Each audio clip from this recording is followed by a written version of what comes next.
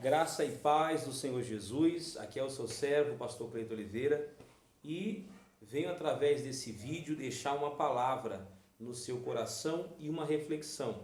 Também um convite para você, através de você, seus amigos e familiares. Daqui a pouco é Santa Ceia, 7 da noite iniciaremos o culto, vai ser uma bênção, amém? No livro de Ageu, capítulo 1, a Bíblia, ela nos relata um fato que ficou marcado na história da Bíblia.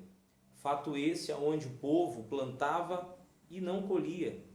O povo comia e não saciava sua fome, bebia e não matava sua sede, ou seja, insatisfação total. O que tinha salário botava, era como se ele estivesse colocando num saco furado. A Bíblia, ela chega a dizer assim que o povo vestia e não se aquecia, ou seja, o frio não era vencido pelas roupas, pelos cobertores. A miséria estava grande, a ruína estava assolando aquele povo. O migrador, o cortador, o devorador, o destruidor estava fazendo a festa. E aí Deus usa o profeta Ageu para falar para o povo que era tempo deles reedificarem a casa, reconstruir a casa, renovar o altar. Eles diziam que não era tempo. Não, ainda não é tempo, não. Então Deus fala para eles que tudo aquilo que estava acontecendo era por uma causa. Havia um motivo por tudo aquilo que está acontecendo com eles. E o motivo que Deus mostra para eles é a minha casa. Deus ele fala assim, por causa da minha casa vocês estão assim. Em toda a Bíblia, a palavra de Deus, a gente vê Deus mostrando um zelo com a casa dele. Quando Jacó ele tem aquele sonho, ele vê uma escada que sai da terra e vai lá para o céu. E aí ele tem a revelação de Deus ali, e quando acorda ele diz, quão terrível é esse lugar. É a casa de Deus, é a porta do céu. Ali Jacó estava tendo a revelação da igreja. E aonde eu quero levar o raciocínio, a visão que Deus me deu, a inspiração. Hoje muito se vê pessoas deixando a casa de Deus como se estivesse deixando uma loja, como se estivesse deixando um clube, como se estivesse deixando uma mera entidade. Primeiro que a igreja não é uma organização apenas, ela é um organismo, é o corpo de Cristo. Quando uma pessoa sai é como se um pedaço estivesse sendo tirado, arrancado. A segunda coisa que eu quero relatar, eu quero refletir com você, é que a causa daquele povo estar nessa situação é o abandono do altar, o abandono da casa de Deus. Existem consequências de dar as costas para o altar. Existem consequências, de desonrar a casa de Deus. A Bíblia diz que na inauguração do templo de Salomão, Deus ele fala que escolheu e santificou esse lugar e que os olhos dele estariam nesse lugar todos os dias.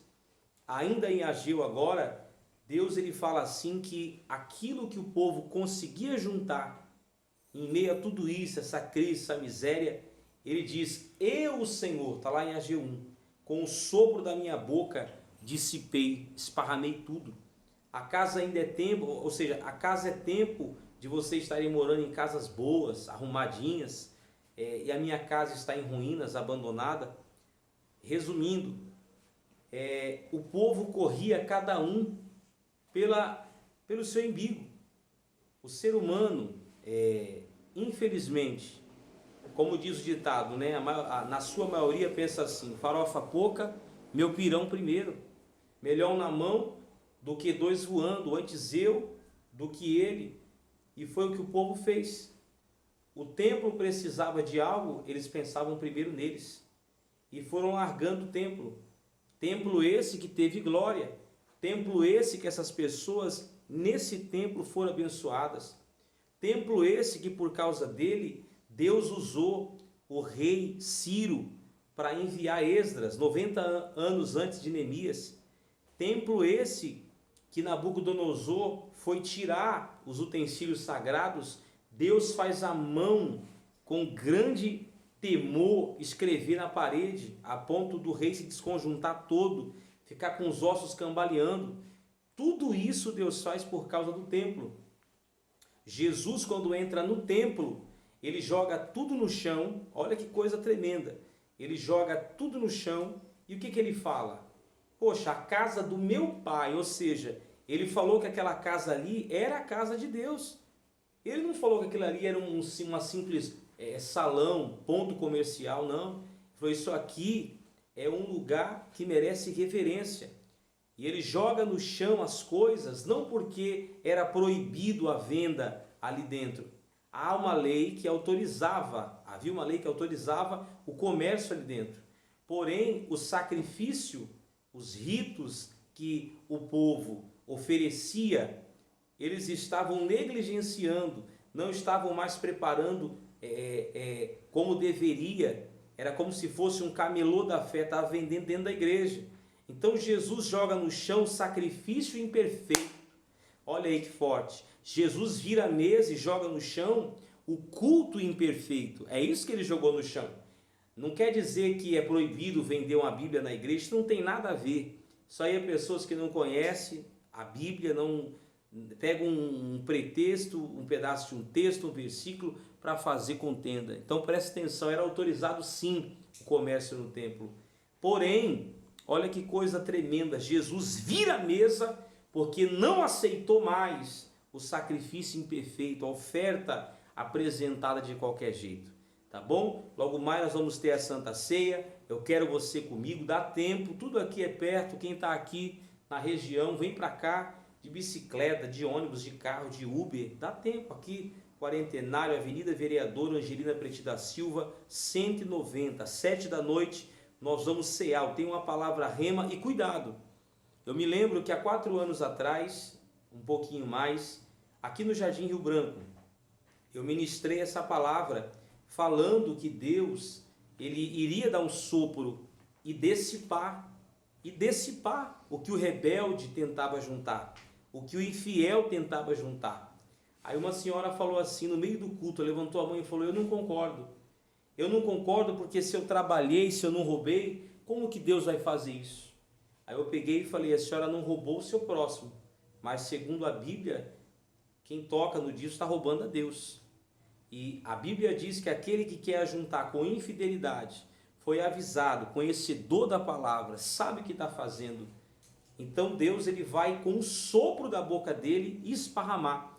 Aí eu falei, então posso fazer um desafio com a senhora? Eu lembro como hoje, ela tinha um pouco mais de 4.000 na conta, eu vinha saber depois. Eu falei, então eu vou dar um sopro agora. E não é o diabo, é o sopro de Deus que vai passar. E a senhora vai ver o que vai acontecer com o que a senhora está juntando com infidelidade. Eu soprei, eu me lembro que no mesmo dia à noite, ela veio correndo, o culto foi de manhã, ela veio correndo e falou, meu Deus, pastor, tinha 4.000 na minha conta, desapareceu tudo, eu não sei o que aconteceu, amanhã eu vou ver com o gerente. Aí segunda-feira ela foi cedo, primeiro horário do banco, viu com o gerente, voltou na igreja, no finalzinho da manhã, saindo do banco, desesperada, meu Deus, como que o senhor faz isso comigo? Eu falei, eu não. A palavra, Deus me deu autoridade para ministrar sinais sobre a palavra. A senhora tem que ver com Deus o que aconteceu. Agora, se eu sou homem de Deus e a senhora quiser no coração honrar a Deus e não desprezar mais a casa dele, honrar, pode ter certeza, vou dar outro sopro aqui agora, e mais do que sumiu da sua conta vai aparecer. Eu não lembro se foi R$800 a mais ou se foi 1.000 que apareceu a mais, mas apareceu na conta dela no mesmo dia que eu soprei, voltou. Na verdade, no dia seguinte, voltou na terça-feira. O gerente analisou, ninguém sabia onde estava esse dinheiro.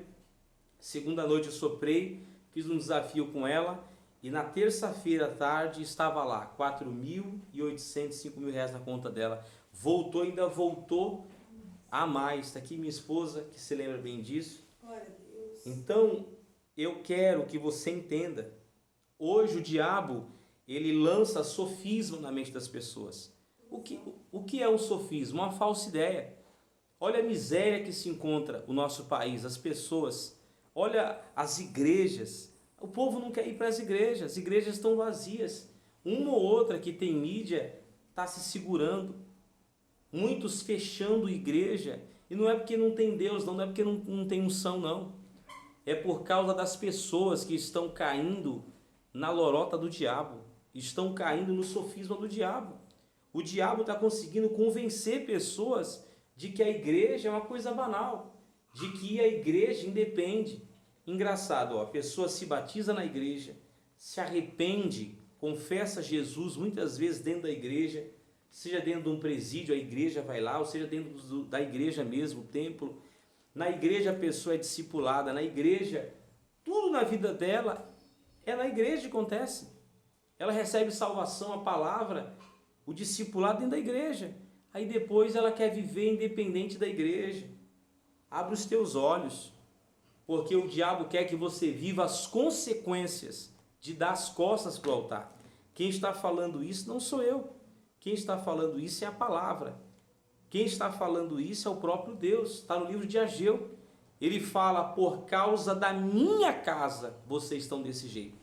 E aí o Senhor diz a eles, sabe o que vocês fazem agora?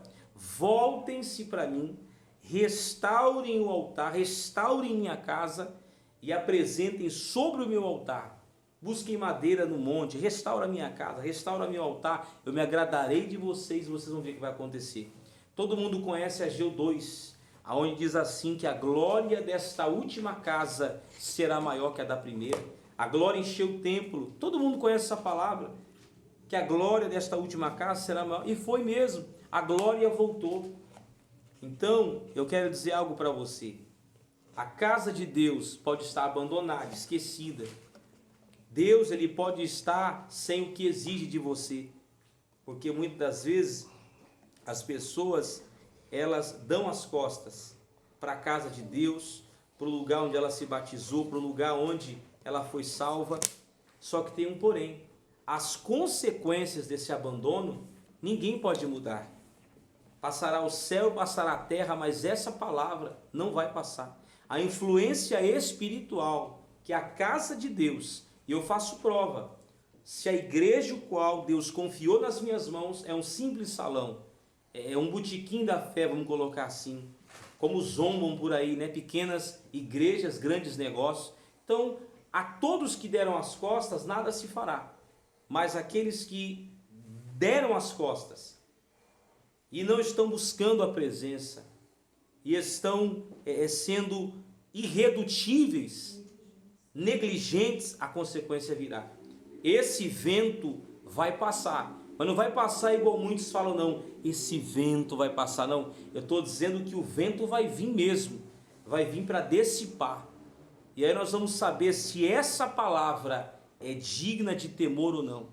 Mas se alguém está arrependido, hoje é Santa Ceia, dá tempo de você voltar, restaurar o seu altar, pedir ao Senhor jornada feliz e viver uma pesca maravilhosa. Estamos na fé, 7 da noite, eu vou estar com a carne e o sangue de Jesus pronto para ministrar a Santa Ceia. O que confessa e deixa alcança a misericórdia. Está escrito, antes que houvesse dia, eu era, e não há quem possa escapar das minhas mãos. Então, muitos estão sendo poupados, porque quando Deus se levantar, ou melhor, quando o mundo espiritual cobrar, não vou nem dizer Deus vai fazer, porque o mundo espiritual não é bagunça, ele funciona automaticamente, ele tem os seus padrões, e a cobrança virá. Se você plantar, você vai colher, se você não plantar, você não vai colher. Então é a lei do retorno. Então quando o mundo espiritual cobrar, então alguém vai se lembrar dessa palavra.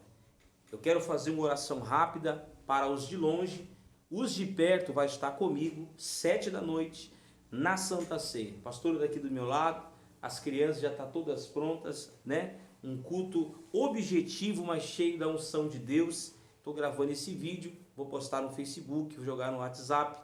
E você que está perto, venha ceiar conosco. Amém? Eu quero fazer uma oração nesse momento. E você, se acredita na palavra, você vai estar na casa de Deus, à porta do céu. Senhor, em nome de Jesus. O Senhor disse que é por causa da tua casa que aquele povo plantava muito, colhia pouco. É por causa da minha casa, o Senhor falou. Por causa da minha casa, eles bebem, mas a sede não acaba. Resumindo, por causa da minha casa, eles não têm satisfação em nada, com nada. E o que recebe salário, recebe para colocar no saquetel furado. Senhor, desperta esse povo, desperta o espírito desse povo, repreenda da frieza espiritual, não deixa Satanás englobar, iludir com os sofismas, meu Pai, dizendo que coisa banal é o teu templo. Davi quantas vezes disse, o zelo da tua casa me consome. Meu Pai, quantas vezes Davi anelou pelos teus altares, suspirou, Senhor Jesus, por estar em teu templo. Glorifica o teu santo nome, que com alegria ela venha com a multidão ao templo do Senhor. Aleluia! Ainda que muitos perguntem onde está o seu Deus, que ela esteja conosco hoje, 7 horas da noite. Esse que está longe, meu Pai, e tem orado pela nossa chegada, pela chegada do ministério, nós chegaremos, o teu nome será glorificado. Espírito Santo, desde já, que essa palavra penetre, Senhor, como uma espada de 2 gumes, e se alguém se arrepender hoje na ceia, neste vídeo, que o Senhor venha cessar o sopro da tua boca sobre ela. Alguns vinham orando dizendo, diabo, eu te repreendo, eu te amarro, mas não era o diabo. Como disse o apóstolo Paulo, até quando eu relutarei contra os teus aguilhões? Até quando eu vou ficar lutando e lutando contra aquilo que o Senhor me mandou fazer, contra aquilo que o Senhor me ordenou fazer, contra aquilo que é ordem do Senhor? Não tem como lutar com os teus preceitos, seríamos derrotados. Meu Deus, então que haja quebrantamento, salvação, que haja, Senhor, arrependimento, e o teu Espírito, por meio da tua palavra, convença do pecado, do juízo e da justiça, é o que eu peço, em nome de Jesus. Amém? Que Deus abençoe e compartilhe esse vídeo, e nós já estamos indo para o culto. Deus abençoe e fique na paz, em nome de Jesus.